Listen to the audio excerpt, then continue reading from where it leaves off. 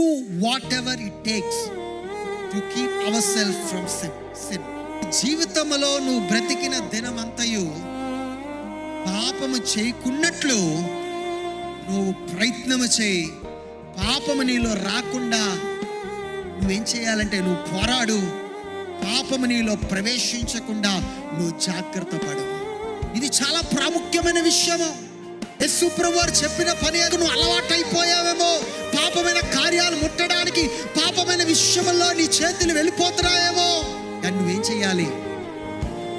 ఒక నిబంధనను తీసుకోవాలి. ఇంతవరకు పాపమైన కార్యాలు చేయడానికి నా చేతులు చాపానేమో అయ్యా, ఈ దినము నుండి ఒక నిబంధన నేను తీసుకుంటున్నాను. నాకు ఎంత ఇష్టమైనా, నా మనస్సు ఎంత లాగినా, నా చేతులతో ఈ లోకములో కార్యములు నేను జరిగించనయ్యా. నేను జీవిస్తే నీ కొరకు నేను బ్రతుకుతానయ్యా, నీ కొరకు నేను జీవిస్తానని ఒక తీర్మానము మన జీవితంలో మనం తీసుకోవాలి.